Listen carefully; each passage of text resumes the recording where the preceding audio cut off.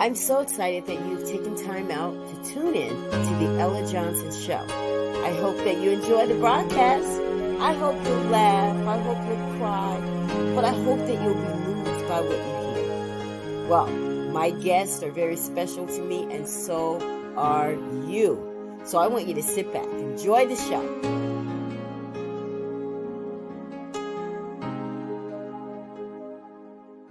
What you can become depends on what you can overcome. Yes, I'm so excited about my children's book that's coming out, and I'm looking for some mahogany kids. I'll tell you about that later.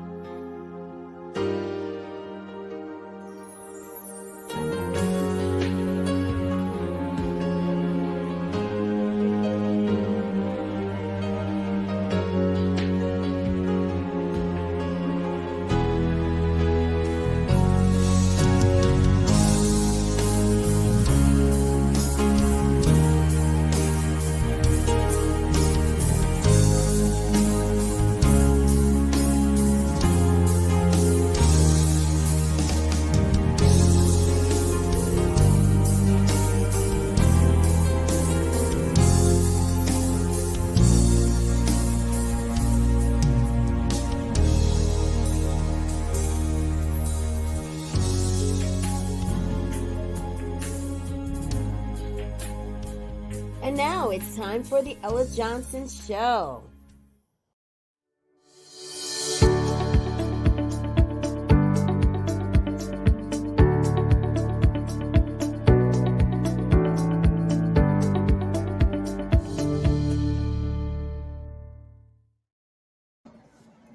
Hello, everyone. It is time for the Ella Johnson Show.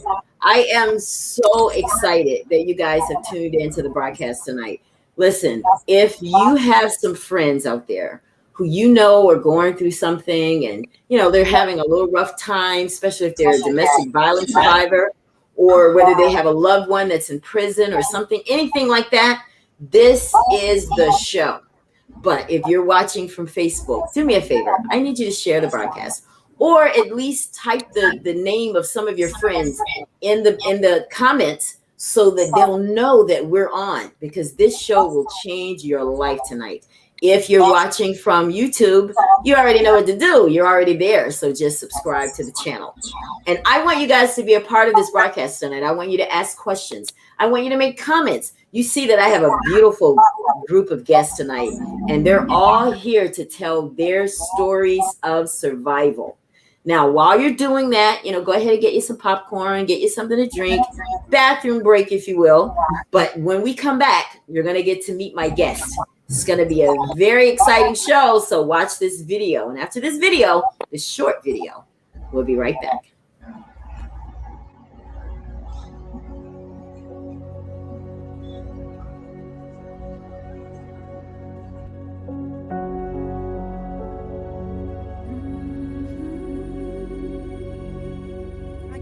My name is Stacey, and I'm going to be appearing on the Ella Johnson Show for the Testimonial Therapy. Hello, everyone. My name is Alesah, Coach Lee, and I will be on EJ's show Thursday night, sharing my story.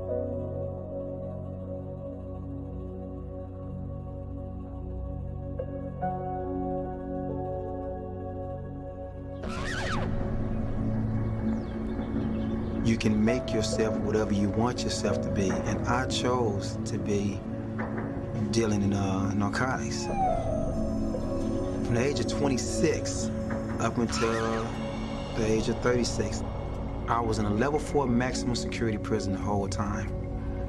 No fun.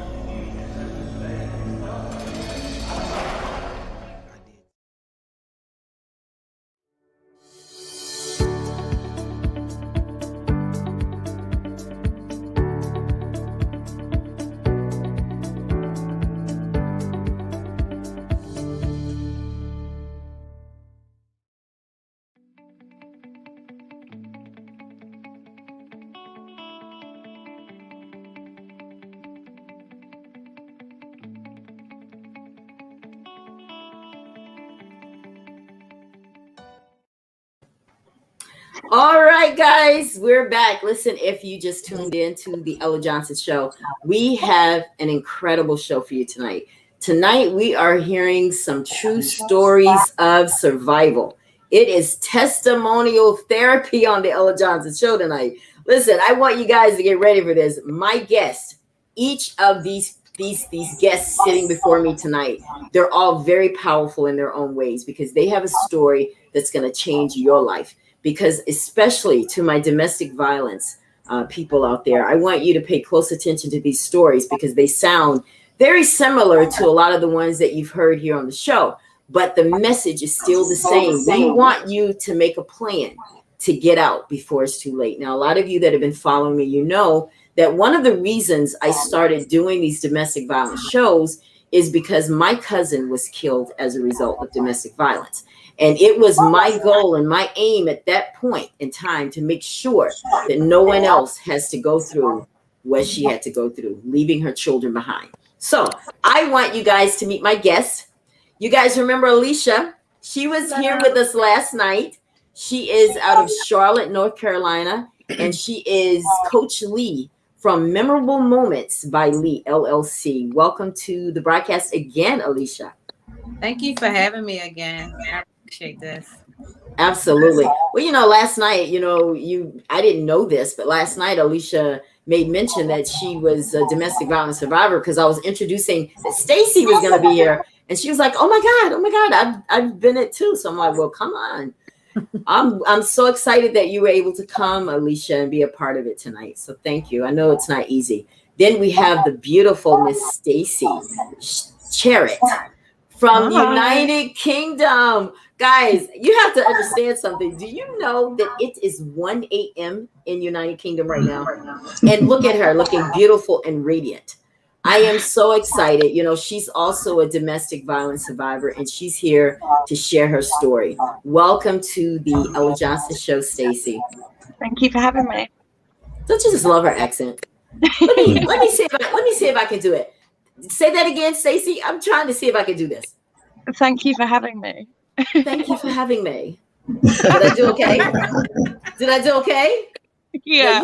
Now you know I'm too country to keep that up, but you do it well. You do it well.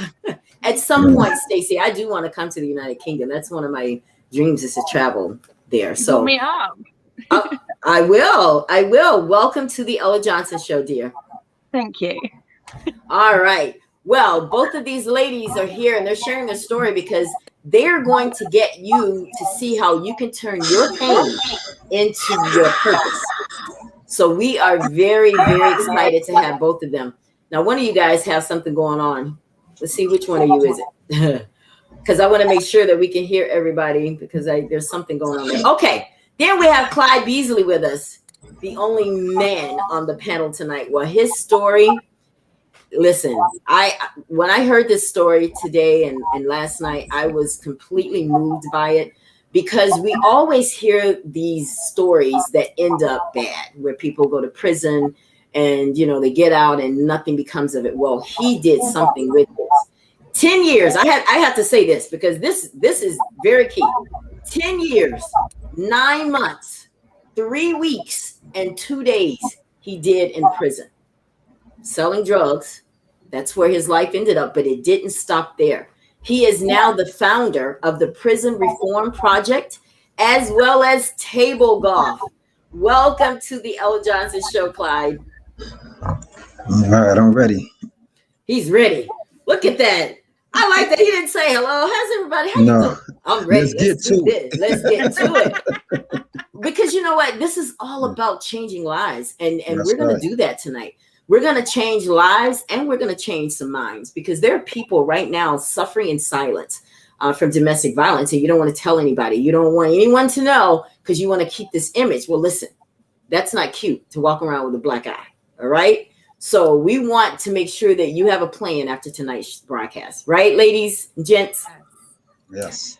So we're going to start with you, Alesah, because, you have a story that, I listened to your story and I was just like, and unfortunately, the stories are all very similar with domestic violence because this behavior, I want you guys to understand, it's not about, some of these men aren't really jealous. They're just controlling.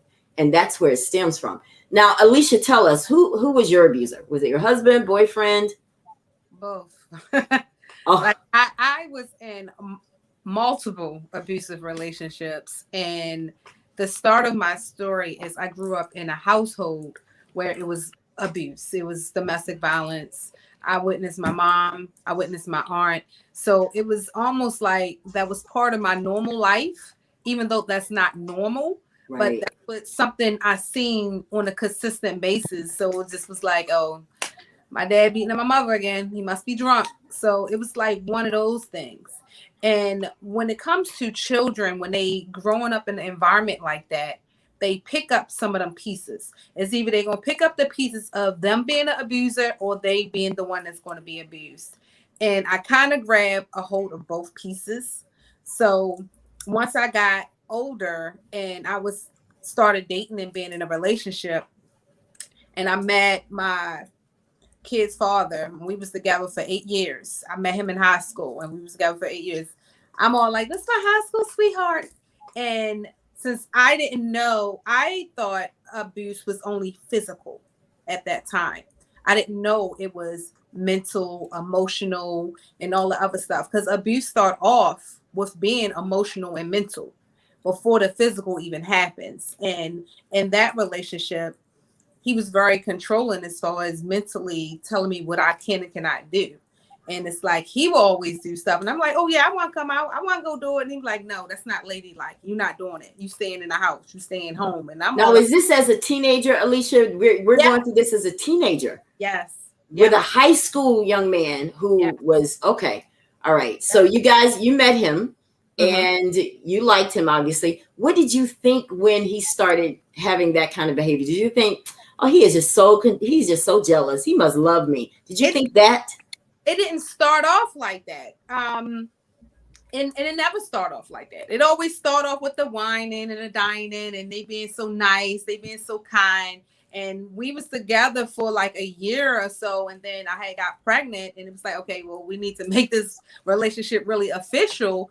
And after I had our second child is when he started really being controlling and really telling me things that I can and cannot do. It was so controlling to the point that I was not even able to have a key to the house we was living in. I had to make sure I was there before he left out. I had to make sure somebody was home if I was already gone and I was coming home. And I didn't even realize that was really abuse. That was controlling. And it's like, well, if I'm leaving, I'll be like, well, I just want to leave and go, like to the store or something. I don't know how long I'm going to be. Well, it would be, well, if ain't nobody here, you ain't going to get in. Okay, now let me stop right there. When that was happening, you're still a young woman. Yeah, because I had my first baby at 17. So now I'm like about 19 years old. So you guys are living together and he's displaying this kind of behavior. At any point, did you think, this might not be good? Or did you think he's going to grow out of it? I really didn't. I think because since I didn't feel as though he was physically putting his hands on me, it was okay. Then at the same time, I also was craving a father figure because it's like my father was in the house with us, but he wasn't in the house. It's like he was there, but he wasn't there. He never spent time with me, with my sister. He never spent really time with us. So it's like he was in the house and in his room.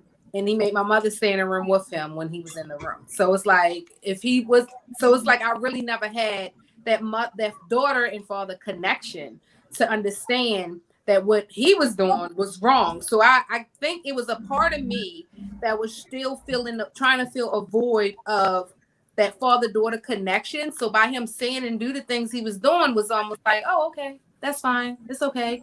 But it really wasn't okay.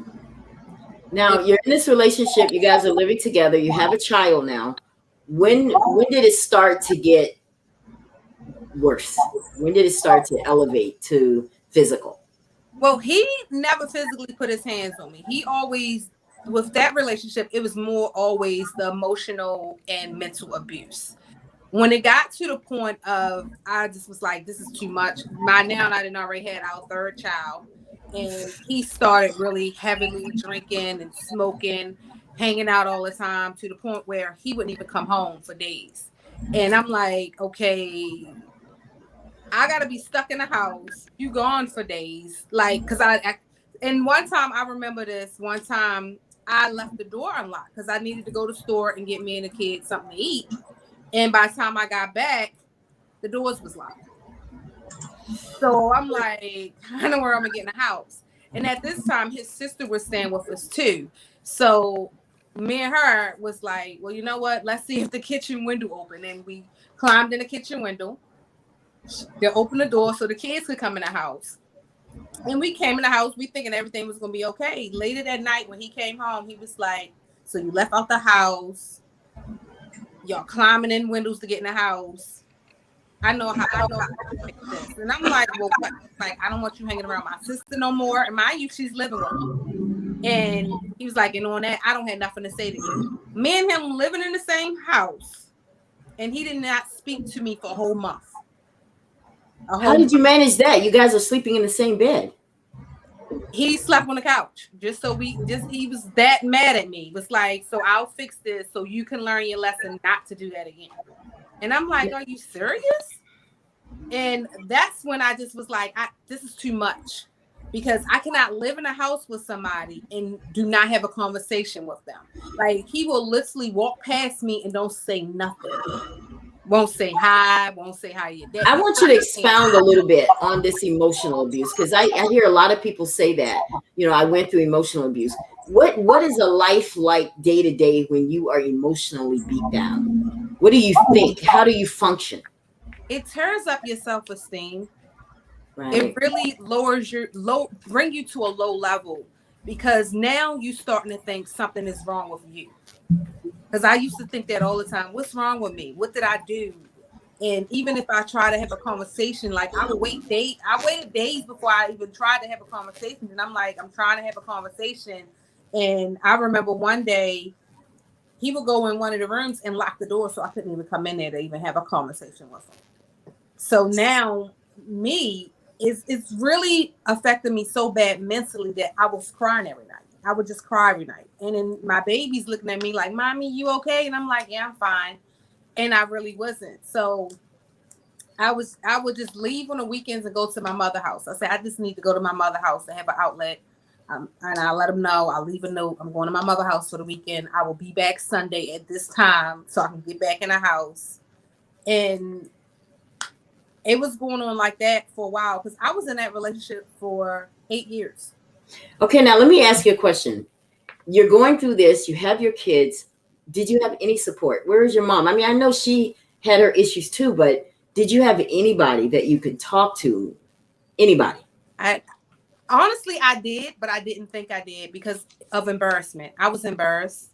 I didn't want nobody judging me. I didn't want nobody to think that I did something wrong and I get the blame for it. Some things I would say to my sister, like I told her about the time I got locked out the house. I told her about that, and she like, oh my goodness, that's crazy. Won't you come over Mommy's house? Won't you come over here? She will always try to get me to come over there. And then once it got to the point where he really was not talking to me for like a week, by then I was like, yeah, I'm going to my mother's house.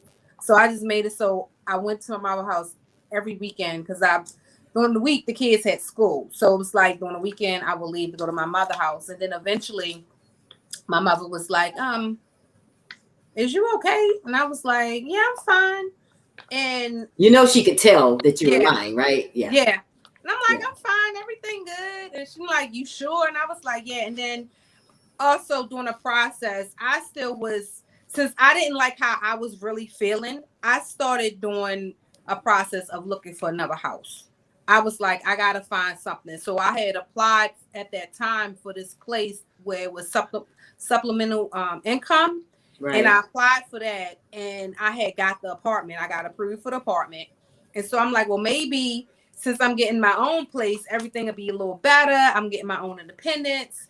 And it was in the beginning. Eventually, me and him parted our ways and just was like, let's just co-parent. Because I wound up saying, this is not going to work out.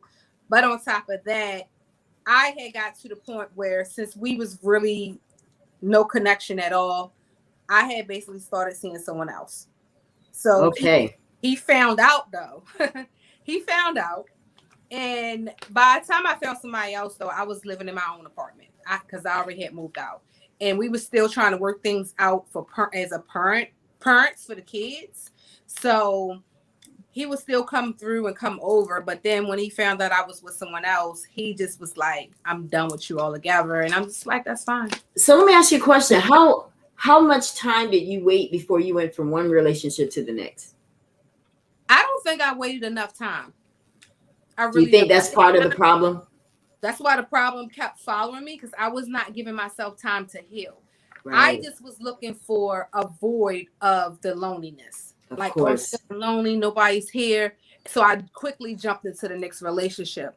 And you know what, Alesah, that is just about everybody's story, even mine, and I wasn't abused. So I feel you on that. So now you're in this new relationship. You're feeling a little hopeful. Was it better? No. No, it was not better. And like I said, in the beginning, it's always wine and dine. Let me make you feel good. And once I was like, oh my gosh, this is it. I feel good. Until one day it was me, my kids, and my sister at the house. And at the time, I think my sister was like 12. And me and him had an argument. And then my sister was like, leave my sister alone. Leave my sister alone. And he yelled at my sister and threw something. And I was like, don't be throwing up at my sister. Next minute, I know he slung me on the counter. And before I knew it, it was blood everywhere on my face. He threw me on the counter, was on top of me. And then next minute, I know I just had a whole bunch of blood on my face. So now I'm like, oh my gosh, what you just hit me in my face. You hit me in my face. And since he's seen all the blood, he ran. He ran out the house. My sister already by then called the police. When the police had came, they basically called the ambulance, and I had to get rushed to the hospital. Come to find out, he had fractured my eye socket on my right side of my eye. And now right here, Alesah, I want you to tell everybody, what did you have to do to keep your eyeball in place? Oh my goodness. I had to have surgery, and I had to get a plastic disc, which is something that basically holds, you have in your eye socket, it holds your eye in place. So since mine was fractured, broke, the bone was completely broke. So they had to put a plastic disc in my eye socket to keep my eye from falling in the back of my head. Do you still have that? It's permanent. It don't come out.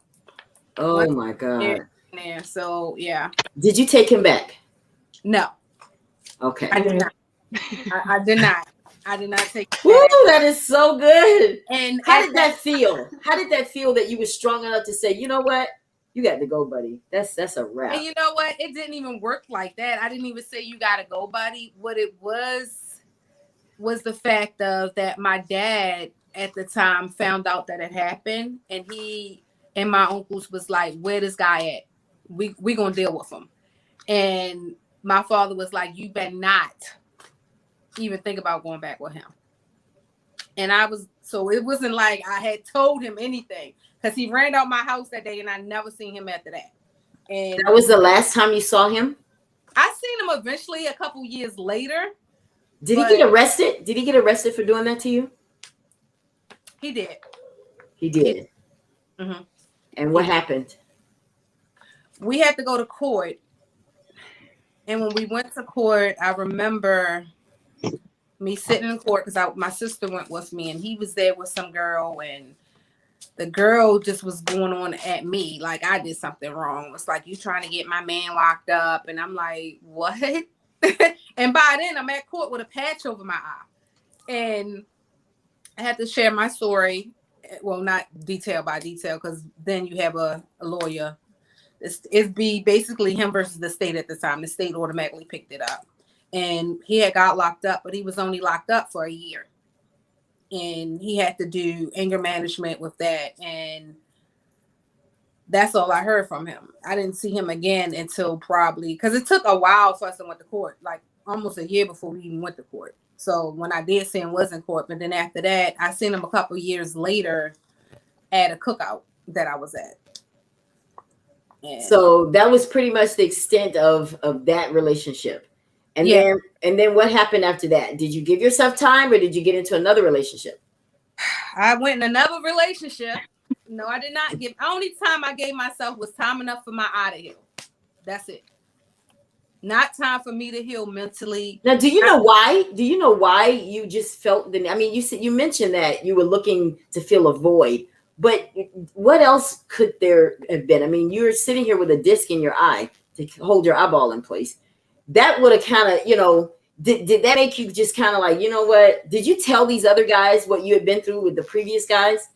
No, you never shared with them. Okay. I not until the following relationship, but that one, no.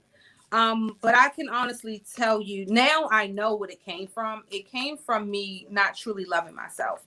When I was younger, I always felt like I wasn't good enough. I always felt like I wasn't loved. Where did that come from? Where did that come from, Alesah? Me always looking for my mom's attention, my dad's attention. And growing up, it always was so many people in a house. So it wasn't like you was lonely, but at the same time, you did not feel that affection. You did not feel that, oh, I love you, come give me a hug. I cannot tell you right now, me remembering when I was little, that my mom or my dad was like, come here, give me a hug, and told me I love you. So, wow. And believe it or not, I think there's a lot of us, because I can say that happened to me too, that we just we didn't say I love you. We didn't say those it was like, I love you. It just wasn't spoken out loud. Right. Now, your father was in the house, because a lot of people like me, my father wasn't in the house. Would you have rather him not been there? Honestly, it felt like he wasn't there. Wow. Have you ever had a conversation with your dad to tell him how you felt? And have you guys mended that relationship? You know what? We never mended it. And I can tell you this. My dad had passed away in 2005. And when a couple weeks before he passed away, because him and my mom had wound up splitting up and stuff like that. And I think my mother just finally got fed up. But she was with him for like years. She was with him from when she was 13 until she was like about 40. So that was so many years. And he did her. It was so much back and forth to the point he didn't have other kids on her. Oh. And they had got divorced, separated, and then he wound up getting married and telling her he wasn't married and still was coming to the house and making her think that they was going to get back together. So it was like he put her through it. Seeing the back and forth was also me thinking it was okay to accept a lot of things in relationships, because I seen how my mother accepted a lot of things. But at the same time, me and my dad never got a chance to have that conversation. And I remember one day I went to my mom's house and she was like, your dad here. And I was like, really? Why is he in your house? I was like heated, like so mad. I'm like, why the hell you got him here? And he heard me say that. And he was like, hi, Alesah. And I just was like, I can't be in this house with y'all. I just can't. And I left. I left that house. And 2 weeks later, I was at work and got a phone call saying that my father passed away. And at that time, I was in a state of shock. And I couldn't even grieve over it when it happened, because I was in a horrible abusive relationship. I mean, horrible. So when my dad passed, I didn't grieve over that until probably a year later. Now let's talk about this horrible abusive relationship. Which one is this? The last one I was The last one. abusive relationship. Yes. I want you to describe for me the moment where he beat you so badly that you decided this was it. Describe that for me and our guests here. The last day was February the 14th, 2009. I remember that day so vividly. I was upstairs, my kids was downstairs, and we had like these long tower speakers surround sound in our room, and we was just arguing real bad, like arguing. And I'm like, it's supposed to be love day. And we no, but we was arguing real bad, and he threw a glass at me because he was like, you always got something to say. You just need to learn how to be quiet. Why don't you just shut the fuck up? And I'm like, I'm not shutting up. I'm tired of shutting up. And that's when I remember I just started crying. And I said, you know what? Just go ahead and take my life. I can't take it no more. I can't do it. And that's when he picked up one of the surround sound speakers and was ready to hit me with it. And I was like, I'm tired. Just go ahead and do it. Just do it. Just end my life now. And he was like, you's a stupid bitch. Who the fuck will want to die? I said, I'm already dead inside. I'm already dead. I said, you know how many times I pray that God just take me away because I can't do this no more. I can't do it no more. And the only thing that saved me was because the neighbor always called the police. So the police came to my house so frequently they knew me by my name. And I remember him saying that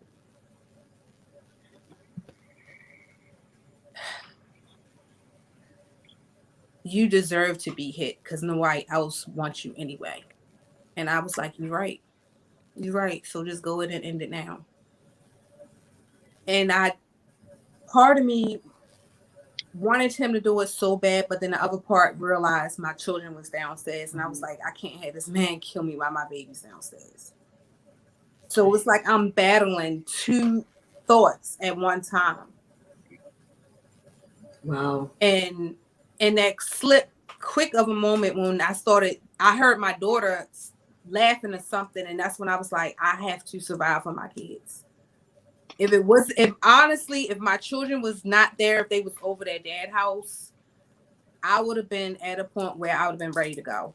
It was so many days and times that I just wanted to give up. I couldn't take it no more. I just couldn't take it no more. When I tell you, I done got hit in my face with a gun. I had got a gun pointed at me. My nose got fractured, broke because of him getting hit in the face with a gun. I done had so many black eyes. It just was, I done got spit on so many times. I done got dragged out the car. I done got left somewhere that I didn't have no clue where I was at. And if it wasn't for somebody actually seeing him drag me out the car and beat me up out the car and leaving me, I think the police probably wouldn't have never came. Because I didn't have to call nobody. I didn't know where I was at. I was not even in the town I lived in. That's how far he had drove me away. Can you relate to a lot of this stuff she's saying, Stacey? Yeah, I'm trying not to cry already. Yeah, it hurts.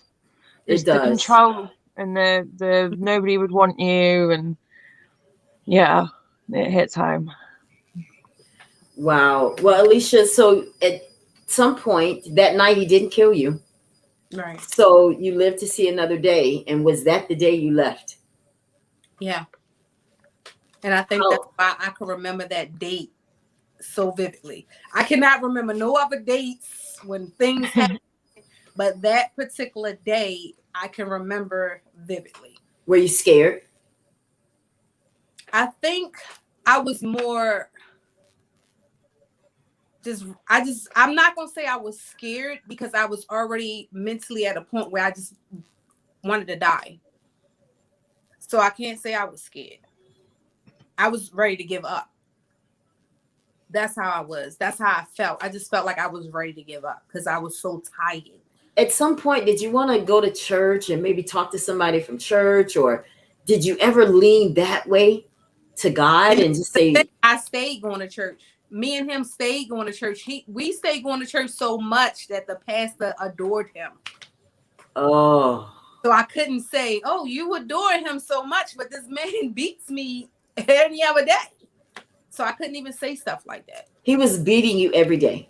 Not every day. Not every day, because he did work out of town. So the days he was gone out of town was the days was my relief day. I didn't have to worry about nothing. I was good. And that could be like 4 or 5 days and then I'm fine. Or some days he would go like leave out of town for 4 or 5 days and then he'd be home for a whole week working in town. So it varied depending on the week and the type of work he had to do. Now I'm curious because I asked this question with all of my survivors.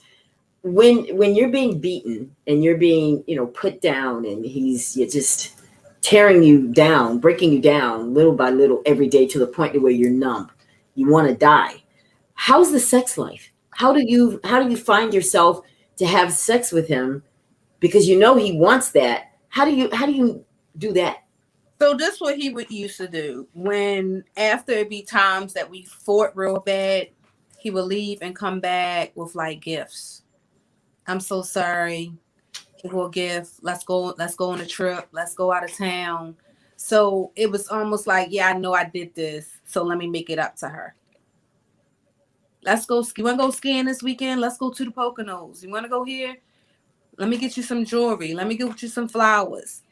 So he stayed giving me gifts to make up for what he did. And eventually it got to the point where I'm like, I don't even want these gifts no more. And when it came to the sex part, if he sensed that I was not even into it, that'd be a fight. So you had to fake it. Basically, yeah. To keep from being beaten. Wow. Did you notice that sex was different when in an abusive relationship? Of course, because you no longer, it got to the point where I'm like, oh my God, he's just so ugly. I'm no longer attracted to you. I just no longer want to even be in your space. So it's like when he was gone, it was like, oh my gosh, I feel free. That's when I would go around my sister, I go around my friends, and they knew. It got to the point where he would basically cut them out of my life. That's how it was kind of a clue in the beginning with that, because he will whine you, dine you, have you so much in the point of your friends, you don't need them. Your mother, you don't need them. You don't need nobody but me. Of course. Isolation, definitely. And that's what he did. It would get to the point like when they call me, I'm like, we busy, we doing this. Because we really be gone. And I'm like, we good. No, we happy. We good. Because at that point, we was good. We was feeling happy. Well, it wasn't happy. It was putting on a show. But he had to isolate me. Right. And he did all of that before he actually started physically abusing me. He started making me believe. Of course. Once again, he was mentally abusing me. Yeah. And making me believe that my family and friends was not good for me. You don't need nobody but me. I'll take care of you. I got you. Now I want you to stay there because we're going to bring Stacey's story in, because what I want to do is I want to get both of you up to that point where you turn the other corner, when you turn the corner. So Stacey, you're hearing all of this and you're just sitting there. You're just like, oh my God, sounds very similar, right? Yeah, so much of it. Now, who was your abuser? My abuser was my partner, but I think it stemmed back from my childhood, from my mother. I grew up in foster care, which is probably the best thing for me. She was very narcissistic. I'd come home with a grade A thinking, oh my God, like an A, wasn't an A star. Like, do you know what I mean? Nothing was good enough. She was very fancy, like showing off to all her friends, like very grandiose. And right. I'm now in contact with family that I had no contact with for years. And none of them like her, which I wish I'd known sooner, because I could have had a family instead of living in 6 different foster homes. Now let's go there. How did she manage to allow you to get placed in foster care? What had to have happened for them to take you out of the home? A lot of things. I started rebelling against a lot of the abuse. I guess my way of, I'd be locked in my room, lines, doing lots of jobs, like not eating. Do you know what I mean? There was a lot of things that happened, and I just started lashing out. And I think, I don't know, they blamed me, but the social services said the problem wasn't with me, it's with the family. So I'm thankful that they recognized that. But until I was an adult, I still always blamed myself, because it was always instilled in me that I was the bad one, I was the naughty one, it's my fault, like, oh, look what you've made me do. Do you know what I mean? There was always a backlash for anything that happened. So she was physically abusing you, she was keeping you from being able to eat. Where was my Dad? Stepfather was the more abusive in that respect. He used to pull me up by my hair. He stabbed himself. He had an accident and he lost the side of before he met my mum. And you know the protractor sets that you get for school with the ruler and the compass and the triangle things? He stabbed himself with one of those after I'd run away. After he was telling me off, I'd locked myself in the bathroom. He went out to my mum and said that I did it. Like, there's a lot of stuff like that, and being made to feel as a young child that I was lying. And I couldn't prove it because it was his word and against yours. Yeah. And did mom believe him? She believed him. No, she believed him. She stayed with him. She's still with him now. And she's done a lot of other things to family members, like her own mum, since, like, this was obviously 20 odd years ago. Do you know what I mean? But it's her. It is her. And as an adult, I now see it's her. But at the time, I didn't. I was right. Losing my mind. But yeah, care was the best thing for me. So you ended up in foster care, and how did they treat you? It was odd not having. It is lonely. Wow. I mean, I always say I kind of brought myself up. I was never with somebody long enough to have an upbringing. Do you know what I mean? There wasn't any. Why were you were changing foster care homes that often? Yeah. Why? The shortage. They were either they were short-term, temporary foster placements. They weren't long-term because there's a shortage of them. Right. So I'd just have to go where I could fit. Thanks. God. How did that make you feel, though, Stacey, as a child? Like, where were you? Did you ever think about suicide, even as a child? I tried a couple of times. What did you do? I took a load of pills. Yeah. And what happened when you took those pills? I was hospitalized. I had to see a psychiatrist in the hospital, and they rang my mum. My mum didn't even come and visit me. Yeah. Well, you survived it, though, sweetie. Yeah. You survived that one. You survived it. I think that's precedence for every relationship that I've only had 2 major ones, but I think that's why they've both. My first partner, he was mentally abusive, cheating all the time, really manipulative and mind games. And when we split up, he'd do things like knock on my front window. I had a friend in the house who was pregnant. He'd knock on the front window, go around to the side, knock on the back window, and I had those blinds so you can't really see out, and it was dark. And me and my friend are sat there like, what is that? We were proper freaking out, and pulled the blind up, and he just jumped up from under the wall. Or I went to take my son shopping, and he'd come in and stolen my front door key, and I didn't realise. Whilst I was shopping, he'd come in, made all my son's bed, put all the toys really strategically, just really creepy stuff.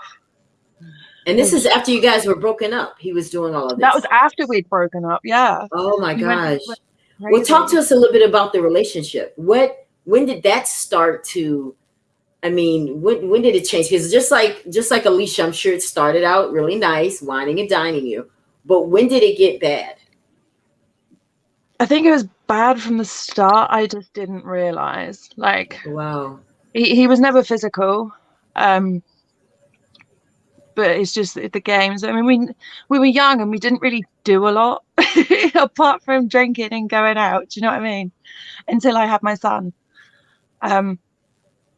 Yeah. wow. So you're in this relationship. Yep. It's bad. Eventually, you guys split up. He's doing all the crazy stuff to you. Then what happens? What happens next? I met my daughter's father. And I mean, I liked him a long time before we actually got together. Is that? And how long did you wait? I know I asked Alesah the same question. How long did you wait when you went from that one relationship to the next? That was 6 months. 6 months. And I was with him for 10 years. Okay. On and off. Like the whole relationship was a pattern of really good, really high good times, and then the really low times, and then it would be, well, the technical terms, love bombing. So they shower you with love, and then they reel you back in, and then the abuse starts again. So what did the second guy do? Your daughter's father, the second one, what did he do? He was physical, emotional, mental. He's just a very angry man in general, but with drink he's worse. I mean, he's known as Angry Kid at work. I don't know if you've ever seen the Angry Kid. There's like a whole thing on, it's like a program, like a cartoony type thing, which it is quite funny, but he is like that. He still is like that. Oh, wow. Tell me about the first time he was physical with you. And I'm sure you were shocked. I can't remember the first time, honestly. There's so many times. So many times, Stacey? Really? Yeah. I mean, in the beginning, it was mostly walls, plates, doors. He broke his hand punching the fireplace, smashed up the microwave, put his hand through it. There was a lot of stuff. Did you ever call the police? Well, one time I phoned the police was when I was living in my old house, and his brother had told him a lie, and he came home and I was asleep, and he just sat at the end of the bed, and his eyes were literally popping out of his head. Like, I can't, the anger, like, I was scared. So like I woke up and I was just like, what is that? He got so mad. He was questioning me about what had been said, which was a lie. He didn't believe me. He ended up throwing me around my bedroom. He was strangling me. He was pulling on my hair. I came downstairs and he would follow me downstairs. Smashed all the table. And I did manage to phone the police, but he was that cocky. He was like, well, go on, phone the fucking police. Go on, I'll wait right here. What the fuck are they going to do? Sorry for sorry. Oh, he was arrested. They asked if I wanted to press charges for breaking the table. I was like, no, it's a table. Like, but in my head, I was like, he'd done so much worse and broken so much worse. This table was really insignificant. And I felt guilty that he'd been arrested, and I felt guilty that he'd been locked up for so long. I was like, oh no, it's okay, I'm sorry. Like, you felt guilty? I felt guilty, yeah. Wow. Like I felt bad that he'd been locked up, but then I also think part of it was being scared, because I knew that when he come out, he was going to be mad at me because he'd been in jail for so long, or a cell. I think that. Now, do you guys have in United Kingdom there? Do you have like shelters? Did you have places that you can go like we do have here in America? Do you know what? I didn't even know what domestic violence was really until I left this relationship. I honestly, like, I just saw a slap here or a strangle here, or like, I mean, he went out for 3 days in a row, came home, I questioned him where he'd been, and my son got dropped home on a Sunday, and my son knocked on the door, but obviously because we were arguing the fact he'd been out for 3 days and I didn't find it acceptable, he got mad and he was strangling me. Well, my son had already knocked the door, and him and my ex-partner's now ex-wife opened the door and they saw him strangling me. Like, and that's had to be put in a statement for court, which I'm going through as well. Did you think he was going to kill you? I don't know. No. I just. You were just trying to breathe. You were just trying to breathe, right? You were just trying to breathe. You were fighting back, though, right? Yeah. You were fighting back. Never not. Well, did they help you? Your friends? Did they help you at all? No. I mean, I was asked if I was okay. But to me, that wasn't that much. Do you know what I mean? Like, I can't. It wasn't that much. He was strangling you. Well, it wasn't the first time he'd done it, or like he scared me worse before. Do you know what I mean? So what did he do worse than that before? Well, it's the last couple of things that ended the relationship. That I mean, there's these. Oh, I can't. I get so flustered. It's okay. It's okay, honey. You know what? Because I want you to breathe. It's okay. Because you endured a lot, both of you. You and Alesah, you both went through so much. And you know now it wasn't your fault, but then you didn't know. Yeah. You didn't have anybody to reach out to. So whatever you're feeling now, I'm sure is you were feeling worse a lot when you were going through it. So it's okay. It's okay. I'll talk about the last two things because like more, because everything else was just so much and so often that it became to normal. Me now. It just happens. I can't pinpoint like what things. Right. But the reason we split up, we'd had a couple of drinks and I was ordering my daughter some wellies online. I was browsing, you know, and I found these really cute. They look like little Ted Baker wellies. Obviously not, but they look like it. And I was like, oh, I want those. Getting them in the next size up. Obviously, kids' feet grow, don't they? I like to be prepared. So she's always got something. And he was like, well, what happened to the wellies I bought?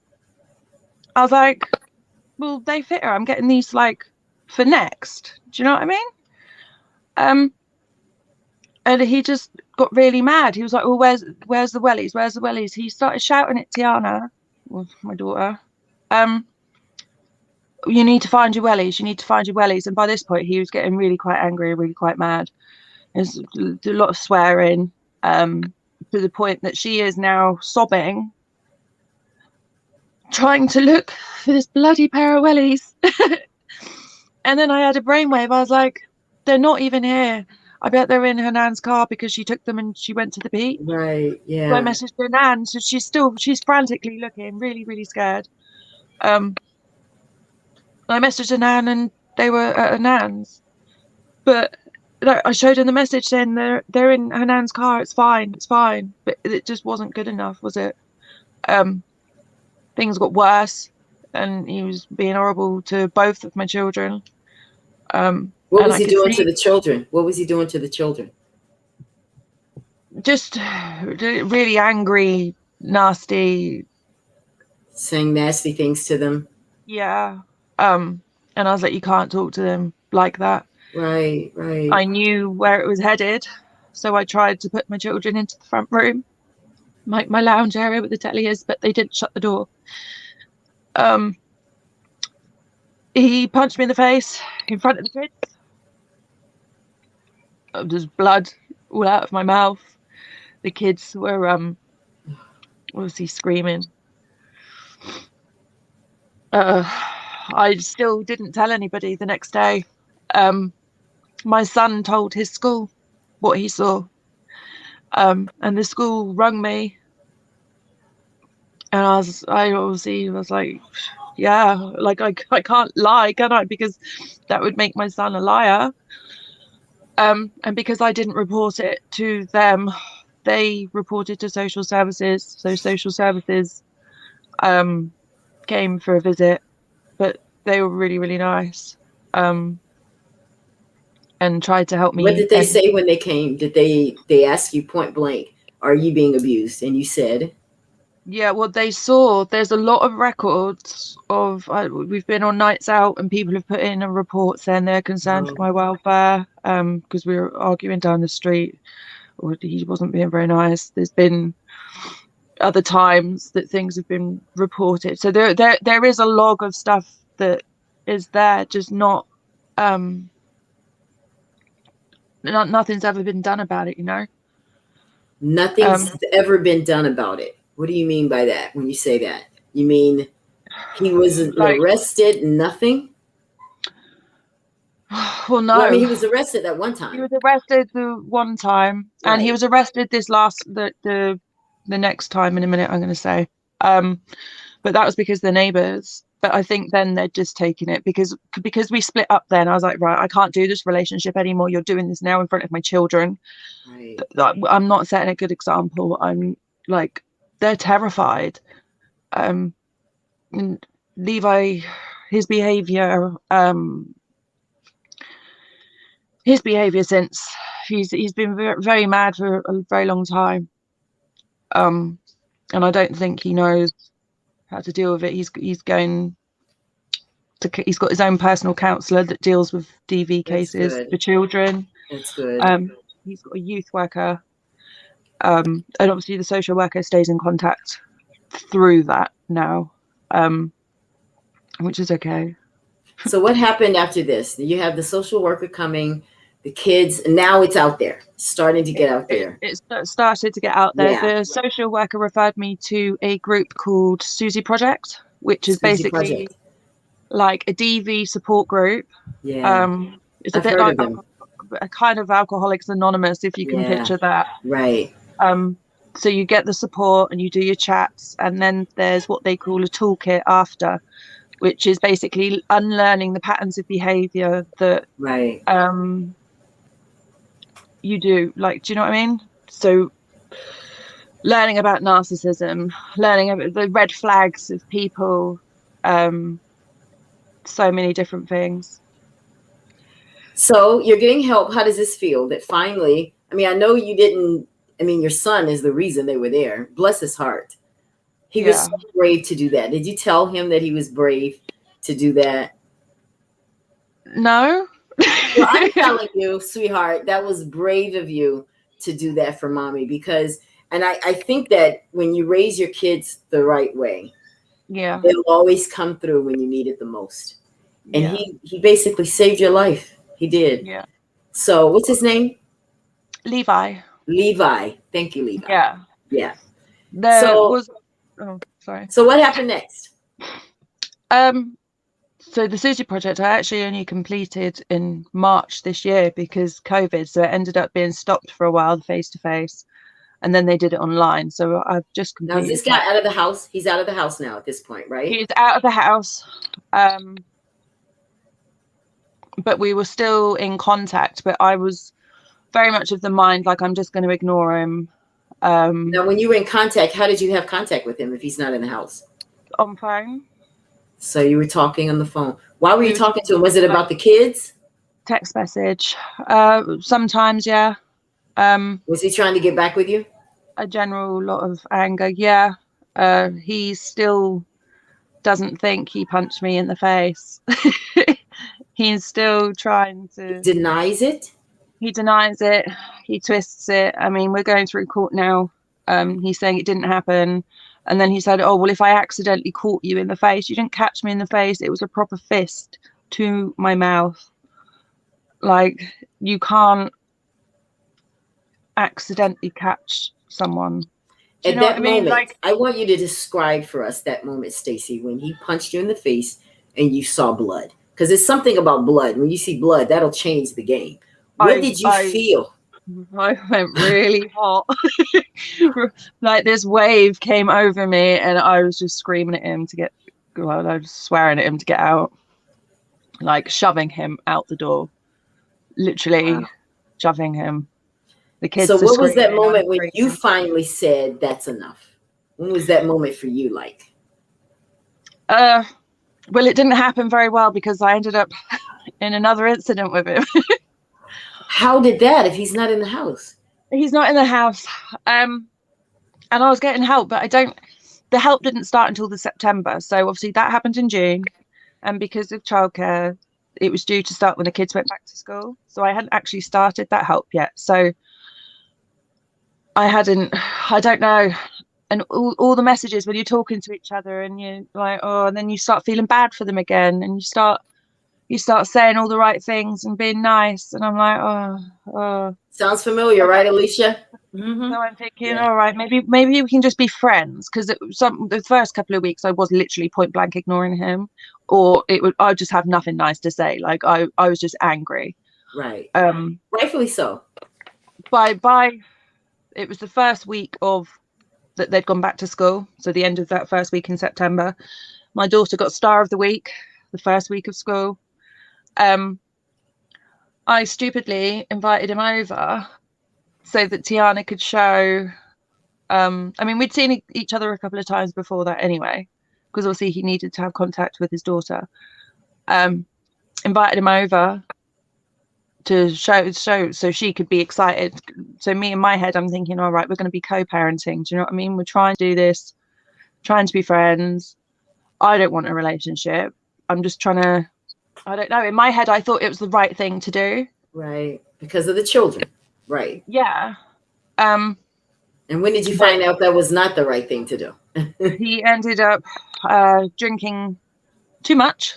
He went in his car somewhere. He came back and he was angry. So the time on the bed was angry. And then this time was angry. He opened my door and he flung it that hard. It bounced back and shut.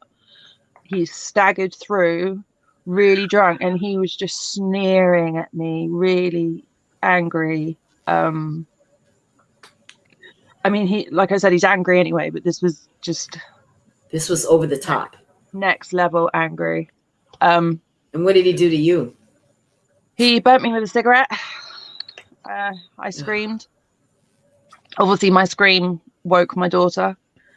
I mean, I'd already tried to get hold of his brother to come and get him, because he needed to be gone, and I knew that, and I didn't really want to phone the police. So his brother was the next best thing, but he'd hidden my phone after that, so I couldn't phone the police even if I wanted to. He burnt me with a cigarette.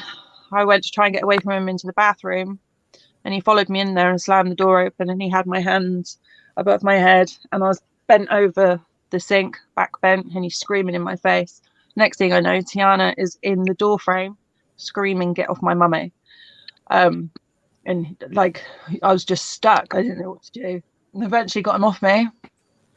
And I took my dog and Tiana and ran into my room, which is where I am now. And I was just panicking. I didn't know what to do. I couldn't get out. And then my door went, my bedroom door, and I screamed, but it was the policeman stood there. My neighbours had phoned the police. Thank God. Thank God, because he was awful. But even then, my daughter turned she's 7. She turned, she was 7, 6, she'd have been 5 at the time. She turned into more of an adult than I was. Like, she was functioning. She was answering all the police questions. And she said to them, she was like, "Oh, my daddy's very naughty. He goes, you can't let him out tonight. He needs to be in there for at least a week, I think, to learn his lesson." It was just so cute. And the policeman said to me then, they were like, "You're not together." I was like, "No." I said, "I've been trying to get away." I mean, the amount of times that we've split up over the years. He never used to have the kids. He was always controlling what I wore. He doesn't like blonde hair. He doesn't like short hair, so I shaved off in nature. Do you know what I mean? I did everything. I'd been trying to get away for years, and I couldn't, because I'd always get sucked back in. Like, there would always be something that happened, or I'd feel alone, or he would see an opportunity that I was feeling weak, like something had happened, and you'd think, "Oh, that's my excuse to drop a line." Do you know what I mean? All of that. Wow. So they arrested him. He well, he was released however long later, and the policemen were really nice. They're part of his bail conditions, he wasn't allowed anywhere near me or the Good. house. Good. But obviously, because that happened, because my daughter was here, social were also informed again, and they weren't very happy with me this time, because they were saying, well, you said you weren't together. I was like, well, we're really not. Like, we're not. I've gone like three-ish months away from him. Just the occasional talking. Do you know what I mean? And that was the first time that he'd been like in the house. And they said, if you carry on, you're gonna lose your kids, because they see it as that I'm putting them in danger. Yeah. You were lucky that they didn't take them. Yeah. You were blessed. I think they saw I was getting the help, and I was doing a lot of home educating myself as well. Like, good for you. You'll see all the posts I post of like, yes, I know. You have a lot of positive quotes and stuff, and whatever it takes to heal, girl. Whatever it takes to get through it, right, Alesah? Yeah. Whatever it takes, by any means. Yes. So now it looks like we got you both up to the same place. You're both at that point where you're turning the corner. You're getting help, Stacey. Alesah, you're just finding like, you know what, that's it. Now we're going to go back to you, Alesah. What happened next for you after you said, this is enough? Now let me do something for Alesah. What was that you did? I had, because since the police basically always came to my house, and then this one particular female police officer gave me a pamphlet, and she said, I think it's time for you to actually use this number on this pamphlet. And on the number, because just like Stacey, I didn't know it was domestic violence places out there. I didn't even realize what I was going through was considered domestic violence until the police said it so many times. And since I grew up in the house, I didn't know it was domestic violence. I just thought people was angry all the time. Like, y'all just angry. It's just mad. Like, even with him, I just was like, I think he got bipolar or something. And, you know, because even during the relationship, I was in school. So it was a lot of times that at first I was going to school to be an RN, because I was like, I want to be a nurse. But it was so difficult dealing with the abuse at home, him ripping up my assignments. Like, I would have a paper, an assessment paper that was due in the morning that I would just finalize and making sure everything done. And it was like clinical stuff and all of that we had done the whole week. And I put it all in, because at the time, you know, it wasn't like type it in and send it up in a PDF. It was actually hand the paperwork in. And I had to be to class at 9 o'clock that morning. We was up all night arguing and fighting, and he ripped my whole assignment up, ripped it up. And I just broke down and was like, oh my gosh. So, I mean, I wound up failing that class because I couldn't turn in my assignments. And in the midst of all that, I said, I want to change my major to psychology, because this has to be a mental imbalance going on in him, that I need to dive deeper into finding out what is in the mind that's making him tick like that, to think I am doing something to cause him to do this. And that's very interesting, Alesah, that you changed your major because of your circumstance that you were going through. Very interesting. Very interesting. So you eventually graduated. Yeah. And the good thing about it is I graduated the same time I would have graduated if I stayed in my nursing class. So the friends I met in my nursing class, we all run up walking on the stage, cross the stage together. Yay! So I felt like I really did it. But of course that happened after I left him. Because I think if I would have stayed, I wouldn't have probably graduated.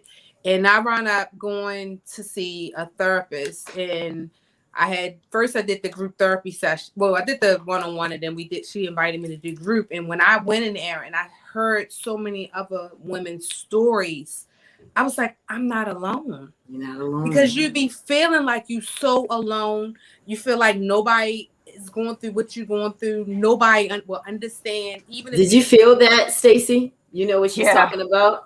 Yeah. Wow. It's like, even if you tell somebody, they're not going to understand what you're talking about. They're gonna think you delusional. You had to do something to have them do that. And that's how I felt. So it's like a lot of times I did not say anything. But I remember one time we went to his mother's house and his mother knew. Like I used to make up lies. And when Stacey was talking about how she felt bad when he got locked up and stuff, it's like I used to feel the same way. I used to feel like I feel so bad. What did I do? Like, because we done broke up, got back together, broke up, got back together so many times. And one day his mother was like, this is my child. You need to leave him alone. You in nursing school. You have these kids. It's so many programs out here for you and them babies. You need to do what you gotta do for you. And I'm looking at her like, okay. Not really listening to what she was saying. She was trying to help you, it sounds she like. was. She really was. She was like, let me tell you, if my son, she's told me this. She said, if a man do not treat his mother right, he will never treat you right. She said, and my son is horrible to me. She said, he steals from me. He fights me. He fuss and cuss at me. So I know he's doing that to you. I can see it in your face. And I still would just look at her like, okay. And it's not like I can just be like, all right, I'm done. Leave me alone. Because I'm all the way at his mom's house with him. And over time, I started really registering in my head, like, I didn't see him steal out his mother's purse. I didn't see him take money out her purse. Like, he'd go up there, we'd ride all the way up there, and he'd be like, Mom, give me some money. And she's like, I don't have none. He'd be like, you lying, bitch, you got fucking money. And go in her purse and he would speak to his mother that way? His mother, yes. Oh my gosh. And I'm just like, oh my, I would never talk to my mother like that. And he'd go take it out her purse and then be like, come on, let's go. And I'm like, well, okay. And I would even, one time I asked him, like, how can you steal money from your mother's purse? And he's like, mind your fucking business, because she had lied. She shouldn't have lied. And I'm like, oh, okay. So you're at this point and when did you were done with him? Well, when did that happen? That same day, February the 14th, 2009, when we was already upstairs really going at it, and the neighbor called the police. And when he heard the police downstairs, that's when he came. He went downstairs first, and they was talking to him, and then they left out with him, and then that's when I went downstairs, and that's when the lady police officer gave me the pamphlet, and she told me I recommend you call it. I did not call it that same day. I called it probably a week later, because I was actually at a point where I'm like, this can't be my life. This really cannot be life. It can't be. And all I want to add, I had said one day when me and him was arguing real bad, and he left in my car. He just left out and got in my car and left. And I had told my kids, I said, don't ever let somebody talk to you any kind of way or treat you bad. Don't let nobody treat you bad. You do not do that. And when my daughter actually said, well, Mommy, why do you do it? They'll make it real for you, won't they? Babies. When I tell you that really was like, whew. The moment. I can imagine. And I told her, I said, because Mommy right now just didn't know. Is really in pain and hurting, and I just want y'all to do. I want y'all to do better than Mommy. Don't do what Mommy is doing. Do better than Mommy. So then you eventually started getting some counseling, and that brings you where you are today. Now, Stacey, I want you to take us to your corner that you turned, that got you here where you are today. Well, I think I just went a bit nuts. I just did everything that I wasn't allowed to do. So he hated makeup. So lockdown was the perfect time for me to be playing with makeup. Got my makeup artist diploma. You see all my things that I do over Facebook is a way. I loved the one you did, the storm. That was storms awesome. Don't last forever. You actually did that yourself. Yeah. That was brilliant. I loved it. That should be a Thank painting on your wall. You should take a picture and turn that No. into a painting. No, I'm You can have it serious. if you want. No, it's Find beautiful. a picture of me. What? You I do shaved know my that head. you're beautiful, right? You do know that, right? You Thanks. are. I'm getting hot now.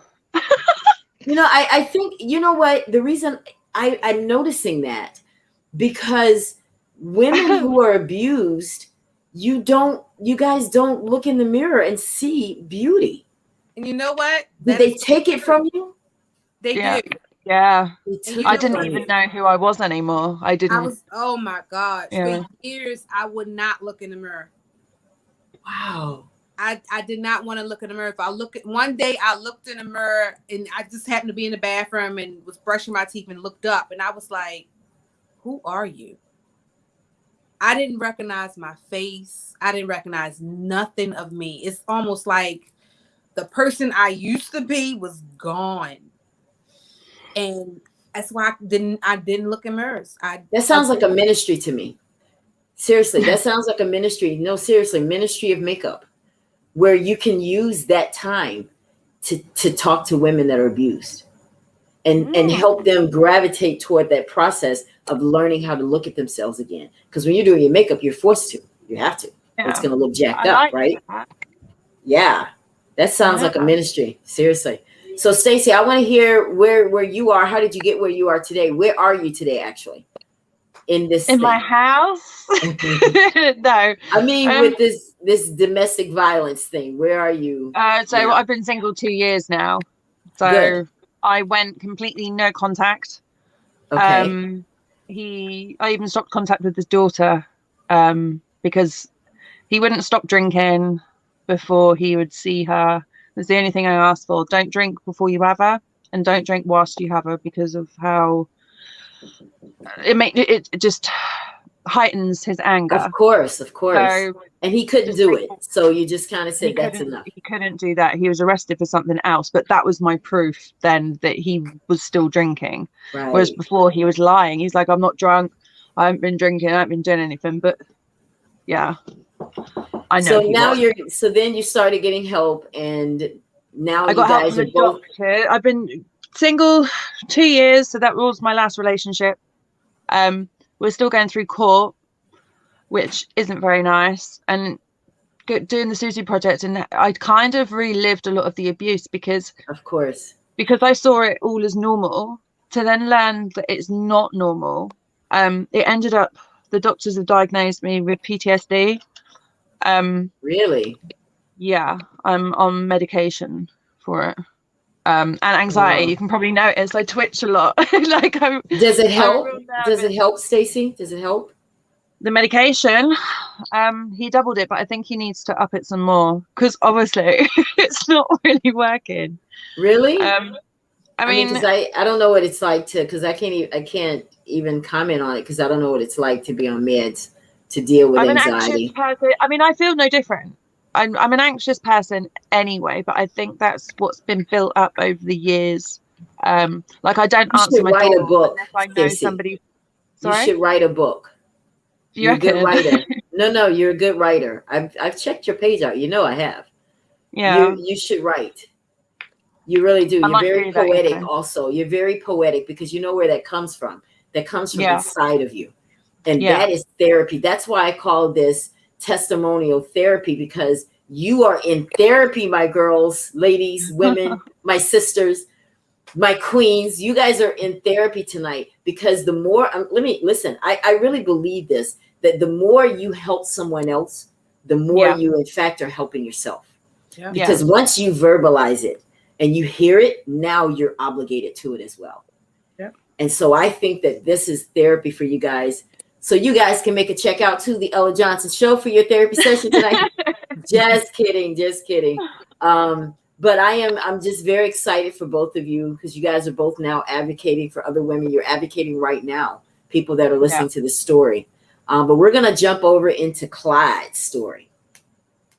Now, those of you who are just tuning into the broadcast, I want you guys to share, make comments. If you want to, ask any questions before we dig into our last story for the night. I want you guys to share the broadcast. Type the name in of some people that can benefit from this. But we're going to meet Clyde Beasley now. Clyde, when I introduced you, I said 10 years, 9 months, 3 weeks, and 2 days. And of course, he says that in his video on YouTube. But that's how long he spent in prison. Now, Clyde, I want to know, because you're sitting there today and you're looking all debonair and everything. It's hard to believe that you were a drug dealer at one point. How did you get into that lifestyle? Well, before we start on me, I'd just like to commend these two women that you have on your show right now. And doing it. Now, I know this is my time, but I have to speak for these two women real quick. Come on now. And because I've been taking a lot of notes, just to let you guys know, a lot of notes. Wow. A lot of notes. and typing into the phone at the same time. Now, I'm about to have a big platform, bigger than what just Miss Ellen Johnson has me on her show. But I want you guys to know, ladies, that I have a book coming out called Precious Female. And it's giving accolades to everything that God created as a female. Mm-hmm. Meaning that we wouldn't be having milk if it wasn't for a female cow. We wouldn't be eating tuna if it wasn't for the tuna fish to lay all the eggs that have our proteins. Preach. And we wouldn't be eating our steaks if it wasn't for a female calf to have them bulls. So that being said, we wouldn't be talking if it wasn't for a female to carry us to be here today.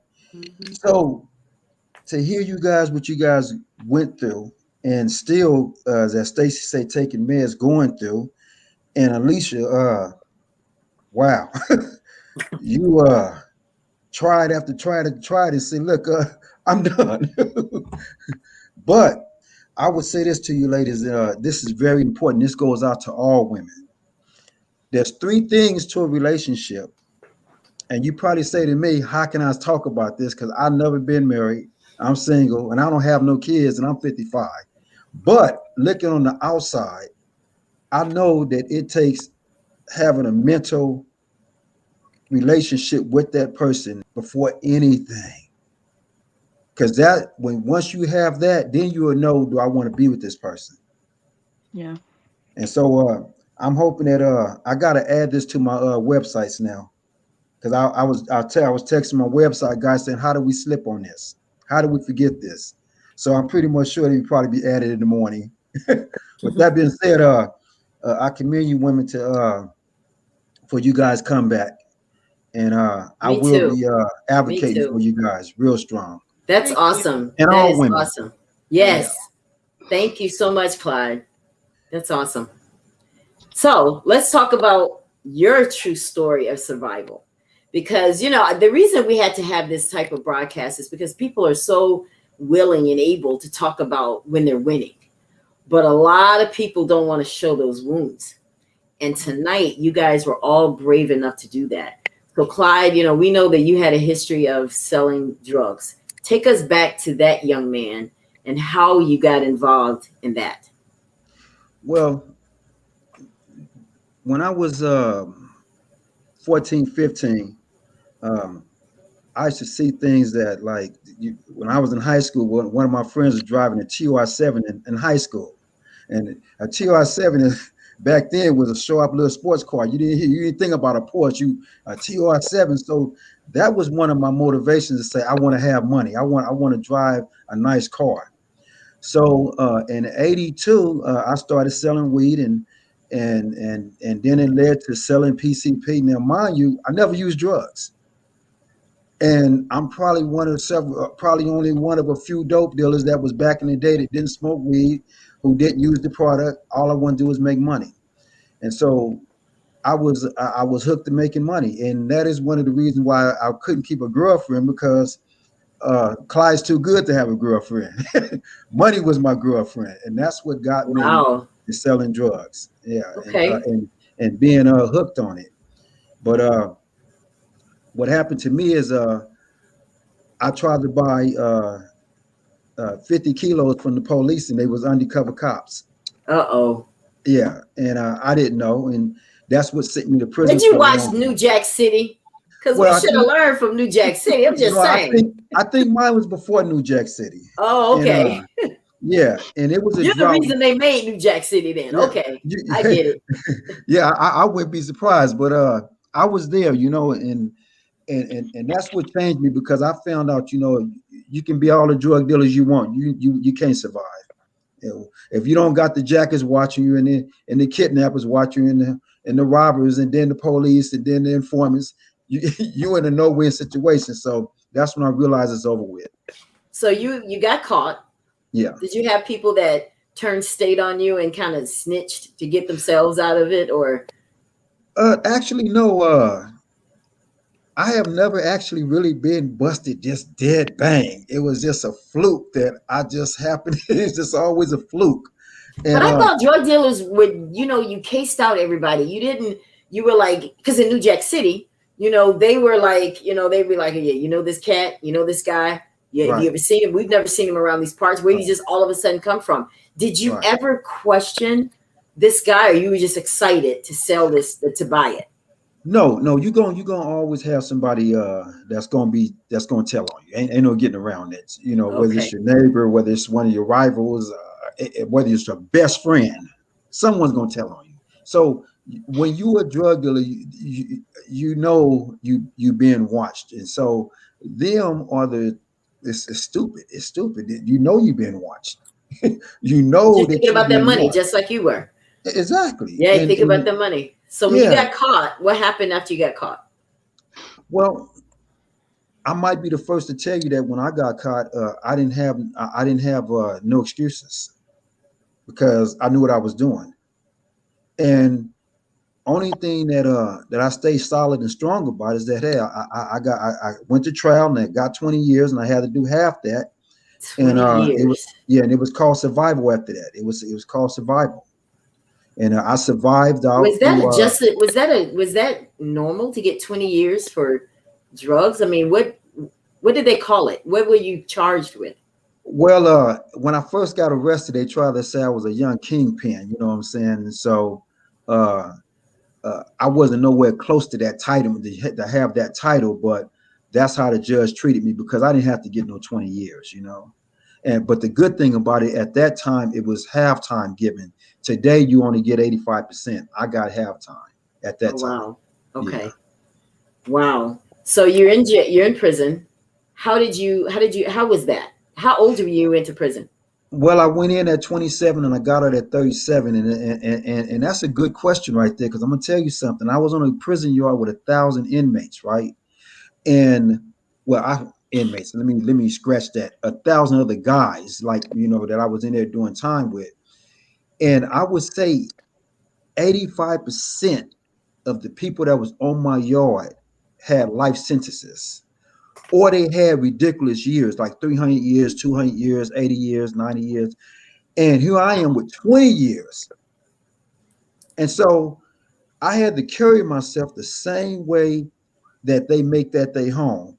Like, for instance, this pen, I had to carry a knife. Where did you get a knife? Huh? Where did you get a knife? You make whatever you can make out of it, put a point on. Anything you can make a point on.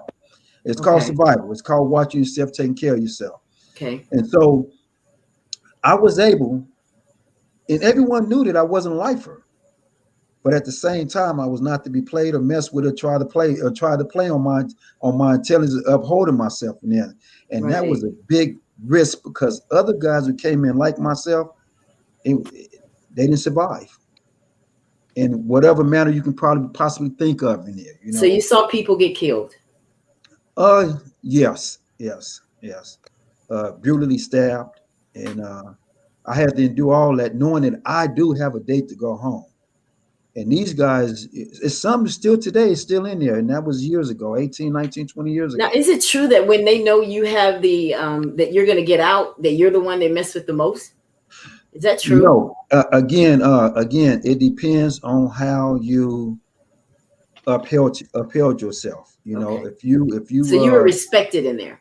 Oh yeah, very well. Oh, okay. Very well. So now you did these years. Did you ever get in trouble the whole time you were in there, or you did your time and got out on good behavior? No, I got in trouble a lot. I was on a level 4 prison, and it's some things you cannot avoid. You know, if someone calls you out, you have to man up What does that and do mean? Call you out?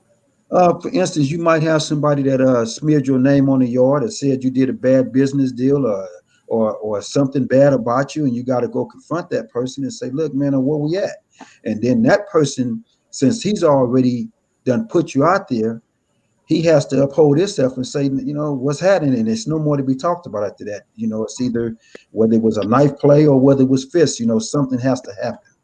So am I naive to think that whenever something bad happens in there, that you can just kind of like go to the ward and say, "Hey, listen, they're doing this," or is that you just don't do that? Is that just something? Oh no, that's the going thing today. And back then you wouldn't do that. Today you can actually go and write a secret letter and get taken off the yard and put it in what they call a PC yard, protective custody.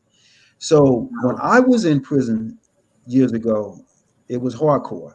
Today is still hardcore, but it's to a point to where you can save yourself almost instantly and don't have to go through all that. On your video, you talked about that moment where you came up with your award-winning idea, because I saw, listen, if you guys didn't watch the video on my page today, you definitely need to go and check it out, because he came up with an invention that ended up on The Price is Right.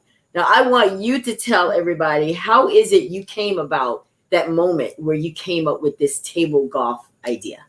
You know, you hitting some good points, because that's another good question. Me, when I'm on the yard, when they released you to go to yard on my prison yard, my mind is I'm a chameleon. I have to, when I come out of my cell, you got to look around. You got to let a person know, hey, I'm looking around. I got this. I got my protection. Right. But then when I go back to my cell, I put my weapon up. I pull out my pen and paper, and my mind goes into another chameleon. Man, this is what I'm going to do when I get out. So I came up with the ideal of table golf, looking at Tiger Woods when it was raining. And then I said, what do golfers do? And the next thing you know, I'm drawing this little paper and I come up with ideal after ideal after ideal. Then I wrote my book, Hard Knock Life, Still Striving. And I was doing all this on a level 4 prison, because when you walk out that cell, I can't think about the things I'm thinking about inside the cell. It's a whole different world. You got to be on point. You got to keep your eyes open. That was a good question. Yeah. So now you thought about that, and you come up with this thing, and you have a vision. And right. Did you guys go to like chapel? Did you have like this? Because you know, everybody, when they go to prison, that's when they find God. You know, I mean, that's just real. Did you have that moment, or you already knew God when you went in there? What part did that play in your survival? I knew God. But at that time, I only knew God to myself. I didn't go to church, the services on Sunday. My name wasn't on the list to go to the church. Why not? How do you get your name on the list? Oh, you gotta, if we on a lockdown, you and your name is on the list, you get to go to church if the lockdown is not extreme emergency, but you going to church, they're gonna let you go to church. Okay. I would say this: God has always had my back for some strange reason. You know what I'm saying? I mean, you talking to a survivor, has been in the game, survived the game, survived prison, and look at me now. I'm talking to you right now. You know, so it's been a blessing. But now I do acknowledge God. I have a band that I was told nothing, never take off. It says God's got this, you know, and I don't care if whatever I'm doing, I don't take it off. So now I have acknowledge it now on a public view now. You know, God is now you don't have to hold him inside. Now you can let the world see. Oh yeah. You can't hide it, because I mean, I saw you on a picture today with a Range Rover, and yes. God was shining. I saw him shine, because I love Range Rovers. That's why I made a big deal about that. But you now have this table golf, and your idea just went wild. Yeah. I mean, you were on The Price is Right, you know, and where else has that taken you, table golf? Your idea. Here's a just so everybody will know, table golf is where tell everybody what your table golf is. Let me see if I can find the picture. Miss Johnson, here's what's going to shock you and surprise you right now. Well, talk to me. Just recently, back in March of 2015, I had got arrested again, and I was accused of murder. And my two websites, prisonreform.com and jobsforexfelons.com, to make a long story short, they had offered me a deal of 2 years to go home within my first year in jail. And this is just, now sit tight about what you're about to hear, because I'm going to show you where God is at. And what happened is I told them no.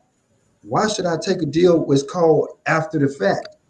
And there's a Senate bill called SB 1437. If you ain't there and you're not the actual shooter and it ain't no conspiracy, you shouldn't be getting charged. But because they think Clyde Beasley is so smart, he's so smart that he's intelligent, he's creative. I got a gift to gab, I do, but I used to use it in vain a long time ago. Right. I don't use it in vain no more. Right. So here's the thing. They arrested my two nephews who will be getting released soon. And they made me go to trial with my nephews, and I got found guilty and I was given 25 years of life. So you remember when I said the survival of being on that level 4 yard? I had to experience that again for 1 year. So with my lawyers that got me out to where I'm talking to you guys right now, live on the Ellen Johnson show, March the 1st, I was charged with first-degree murder. And this is 2021 with a $2 million bail. And guess what? They knew they were so wrong that Mr. Beasley is out talking to you right now. Wow. And that's how I came up with prison reform, to help individuals like myself that was just in there that was innocent.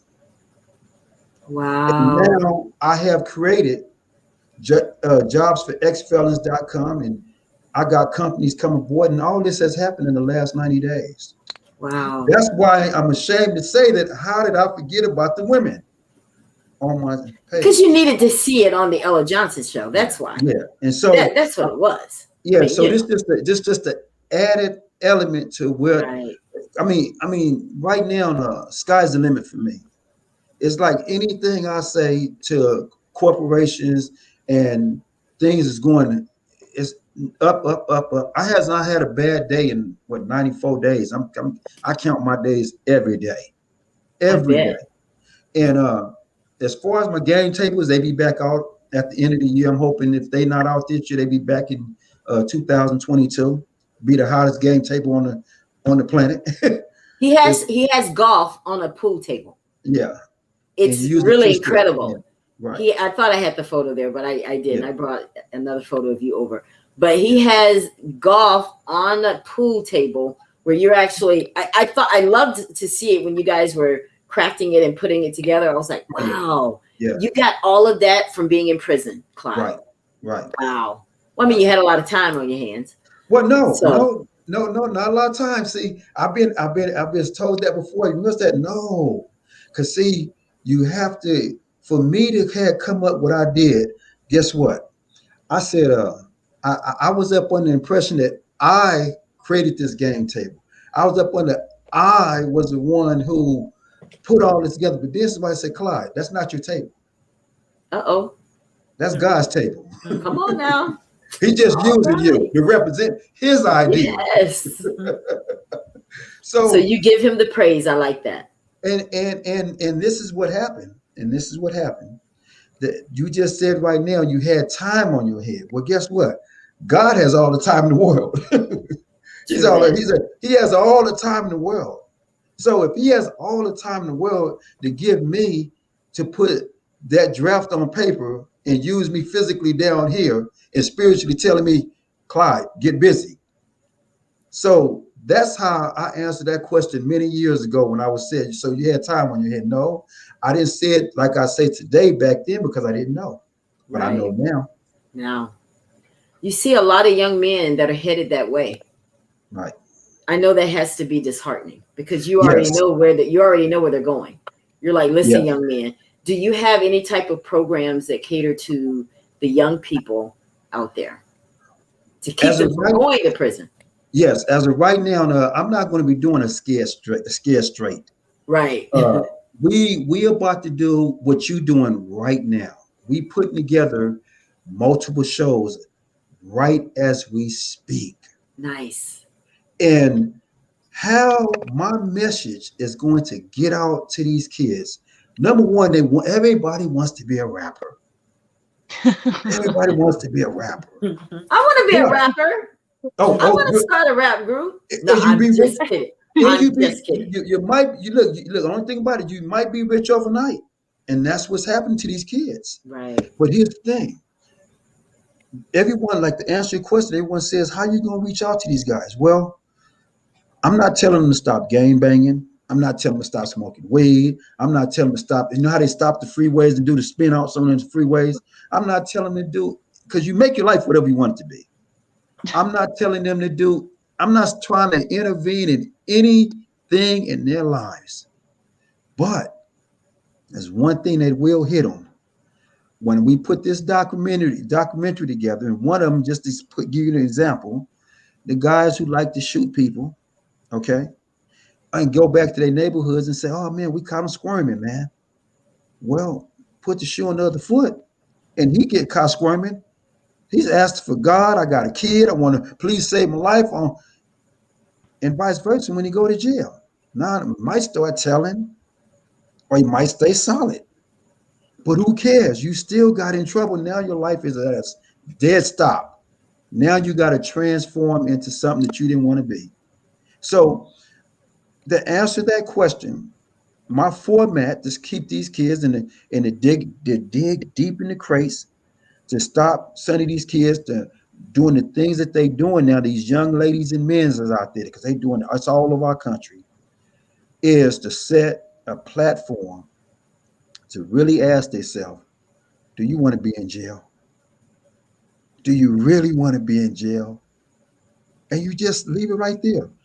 Because this is what they told me. They got their little guns and shining their guns up, and well, man, we could be to turn up and get our little drink tonight. Yeah, but at the end of the day, that alcohol and them guns don't mix. So my platform is going to be that, you can draw a circle. You can draw a circle, and you just put that little bitty pinhole dot in the back of their head. And some of them going to say, man, listen to that nigga think he is, man. Excuse me for using that word like that. I'm just talking like they'd be talking. Right. But guess what? I get it. But guess what? That little pinhole information, what I'm going to say, Rob, man, you going out tonight? Oh, man, I ain't feeling too good. He feeling good. He just ain't going. I caught his attention. Planted the seed. They don't. Yeah. Say it again. Planted the seed. Yeah. Planted the seed. Yeah. And that's all I'm doing. That's all I'm doing. So would anyone listen to that? Well, I am one person that I would say that God gave a gift to gab to. And like I say, I'm not going to use it in vain. I'm just going to use it as a platform, and let's see where it goes. Well, I mean, you have the experience. I mean, you did 10 years, 9 months. Right. I mean, 10 years, 9 months, 3 weeks, and 2 days in prison. Right. You did that time every single day. Yes. And I think that kids seeing the inside of a prison, seeing what it's really like, just might scare them straight. It might. You got some kids that are hard, and it may not. No, that's not true. They got YouTube. And YouTube show you all the prison fights, dudes getting stabbed because they got cell phones in prison. So that's not it. Oh, that's true. They do. Yeah. That's the last thing on their mind. Worrying about they glorify that. You know what I'm saying? If you see the numbers of views that's on that stuff, That's them kids looking at that. Why would they glorify being in prison? No, they glorifying what's going on in prison because they're not there yet. Oh, and hope they don't go there. But that's so I didn't. It doesn't scare them straight, is what you're saying. That doesn't work. No. Well, what does work? What is it going to take, though? Them, I hate to say this, but them actually getting arrested, actually getting in trouble, calling for their mama. But I can hear them now, Alesah. Mama. That's the first person they call when they go to prison or go to jail or in a situation like that. They call mama.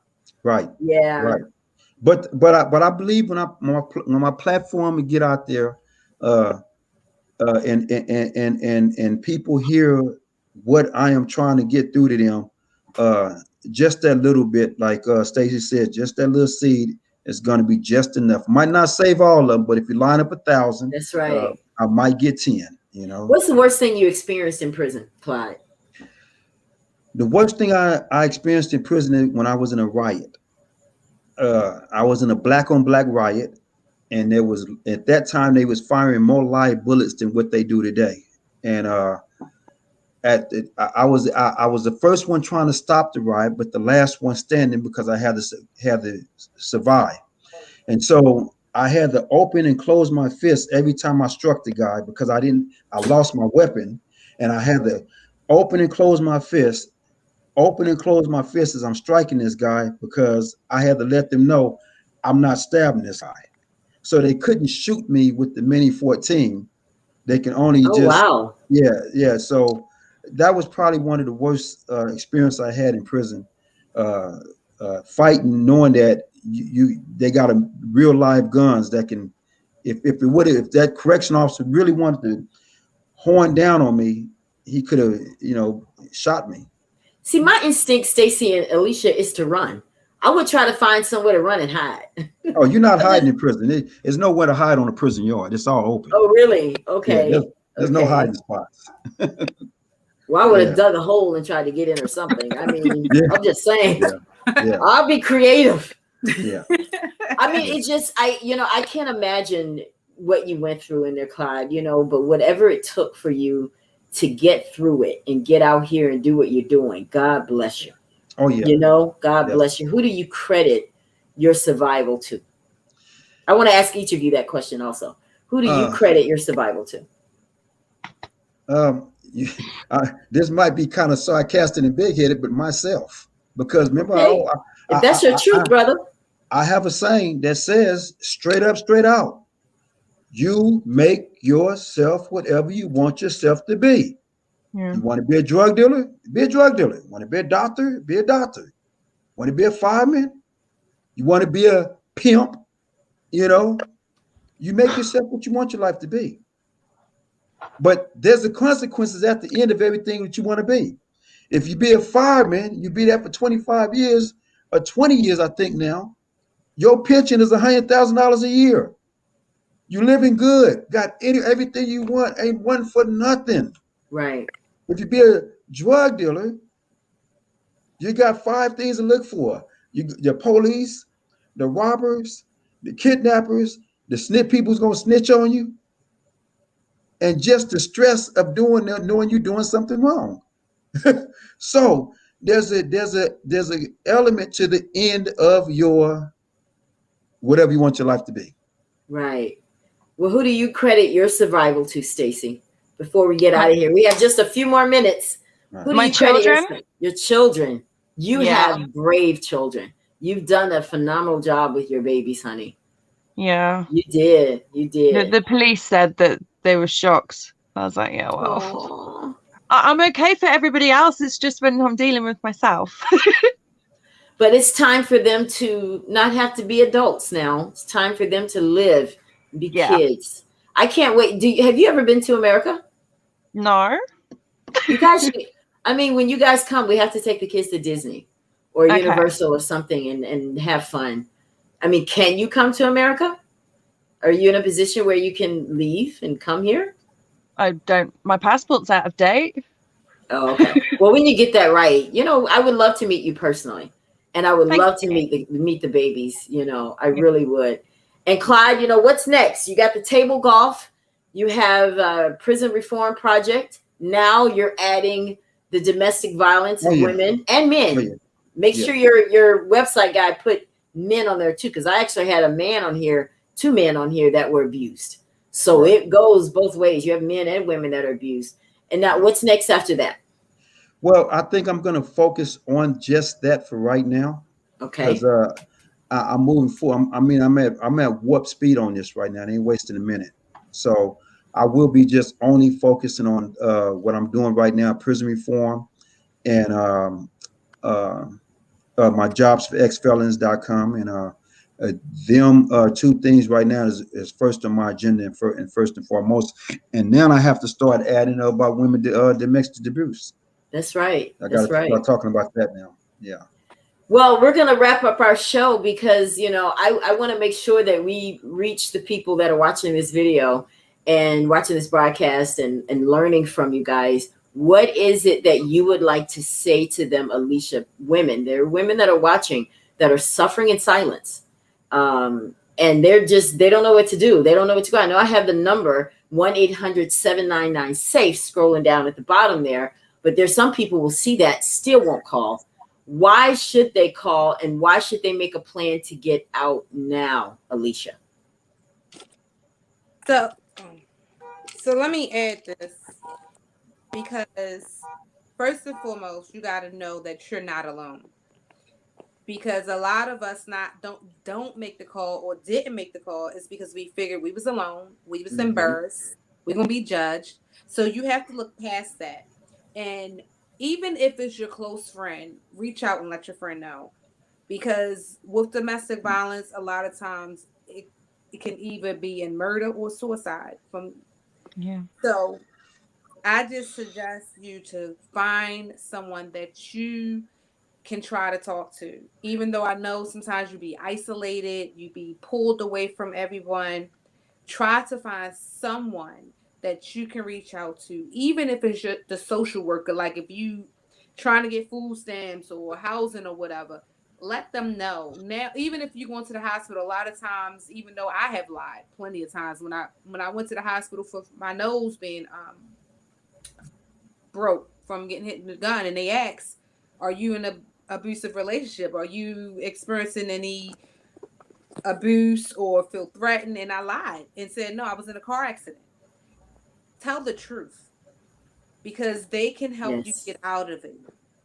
I didn't tell the truth, and I had to deal with it for a long time. And by you opening up and talking to someone, one person, sometimes that's all it takes, that one person, you can probably be out of that. I don't suggest you to stay, because I know I did. And at the same time, I know it can be hard, and you going back and forth and back and forth. Me and Stacey both went back and forth plenty of times. Yeah. So while I have, my business is called Memorable Moments by Lee, and I'm a health and wellness coach. And what I do is I work with survivors of domestic violence to help them regain and find love again. So you can learn to love yourself wholeheartedly inside out, because you lose yourself when you're in a domestic violence relationship. Amen. You lose who you are. Like me and Stacey both said, it's like we didn't even want to look in the mirror. We didn't know who we were. And you lose yourself. So it with me coaching and helping is to help you regain yourself again, to learn who you are, to learn the boundaries that you need, because we didn't have no boundaries. We just let anything and everything happen. So you have to learn how to handle you, who you are. Amen. Find yourself, love yourself. Hashtag me first, because it has to start with you. It has to start with who you are in order for you to know, I want better. I deserve better. Yeah.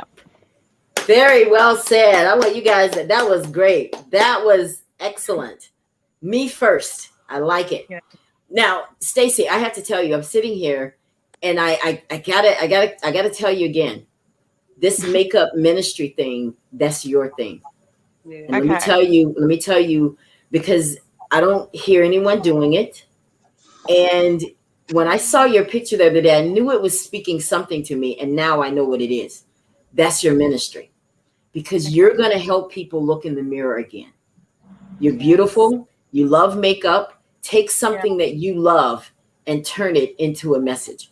Take your mess, turn it into a message, and you're going to heal, and you're going to get, I am declaring right now in the name of Jesus, you're going to come off that PTSD medicine. You don't need any more. You just need something to do. Right. And you need something to do. That's Western medicine. They think, oh, let me just give you this medicine and it help cure that. And then it's like, it's not helping. I need you to updose it. It's not helping. I need you to updose it. That's why it's like, I had to learn how to do some healing. Well, of course I had to get help, and it's a healing is a process. So with me, I use Reiki for healing, and it targets your main energy points, and it helps break away that anxiety, that PTSD, because it's like that's something that's deep inside of you that you got to heal from. And the medicine is honestly, that's not going to target it. That's just targeting symptoms. So that's why you guys could get together. I want to see you guys exchange information, because that's what these shows are all about. And I just see a beautiful family coming together. Listen, at some point, I want to have a big gathering of everybody that's been on this broadcast. And I want you guys to all come to Orlando. We're just going to have a good time. And we're just going to, because you know what? We need that sometimes as women. We need to look at each other and say, you're okay. And when you come, Stacey, I want you to already have the name of your ministry, because makeup ministry, looking in the mirror, that is your thing. I'm telling you. That is not me speaking, but that's your thing. Because I'll give you a message. You can talk to me about it more. Because you didn't realize that you're beautiful. And I'm like, it's so obvious, right, Clyde? You're a man. Oh, yeah. Isn't she beautiful? And you were just like looking at me. She was looking at me like I had 3 eyes when I said it. I'm like, it's obvious. I'm going to say my British accent. It's obvious. Isn't that how you say it? Obvious. Girl, I'm going to listen. I got to listen. You know, I always kind of had the hots for British men. I'm just going to be honest with you. I got over it. But let me tell you when I got over it. I got over it after one of them scammed me. I'm just saying, that's a different broadcast. But anyway, so well, he wasn't really British. He was actually Nigerian. But that's a different thing. Women get scammed all the time. Listen, there must be a picture of me in the internet cafe in England somewhere that says call her, you know, or something like that.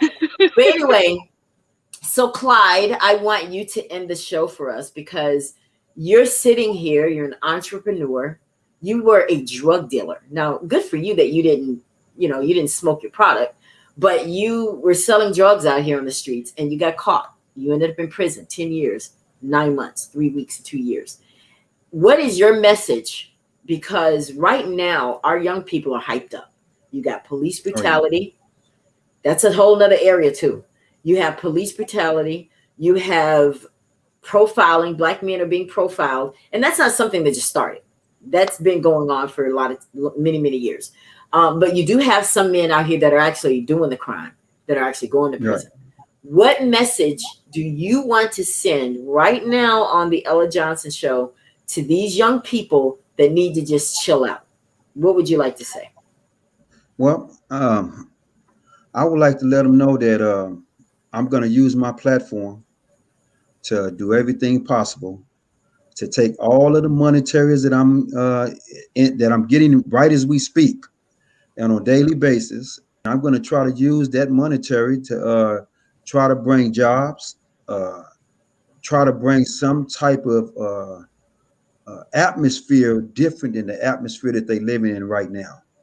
And like I say, you can. I know I might not grab 1,000 of them at one time, but if I can get 50 out of that 1,000, we know we're making some progress. That's right. And that's my whole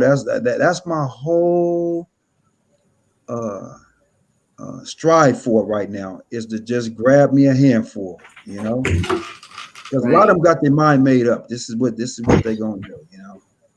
But you're not gonna reach everybody, but your not platform, gonna reach everybody.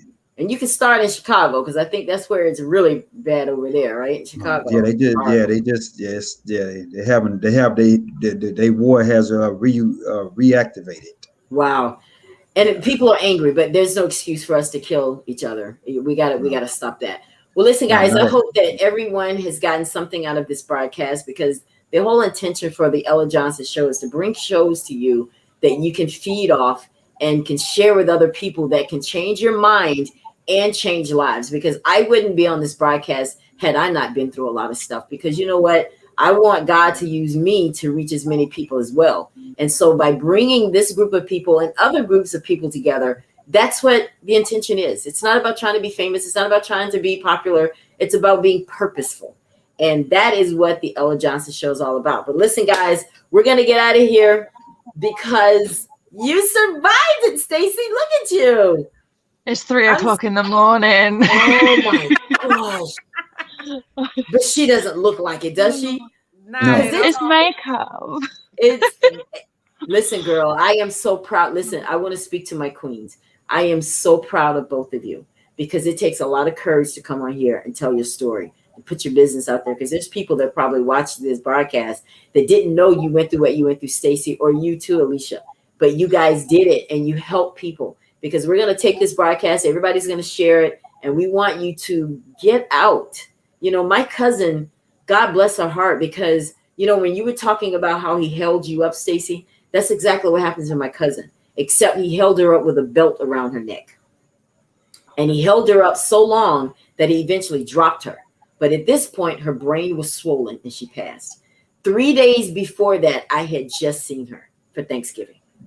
So this show is dedicated to those of you that are survivors of domestic violence, as well as those of you that are in it, because we want you to make a plan to get out before it's too late.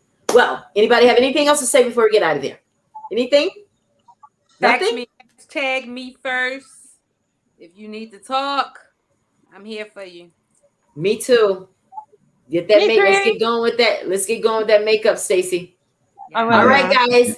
Thank you all so much. Have a happy Juneteenth this weekend. Yeah. I'll be in Miami celebrating. Wherever you are celebrating Juneteenth, just have fun and be safe. But we'll see you next time.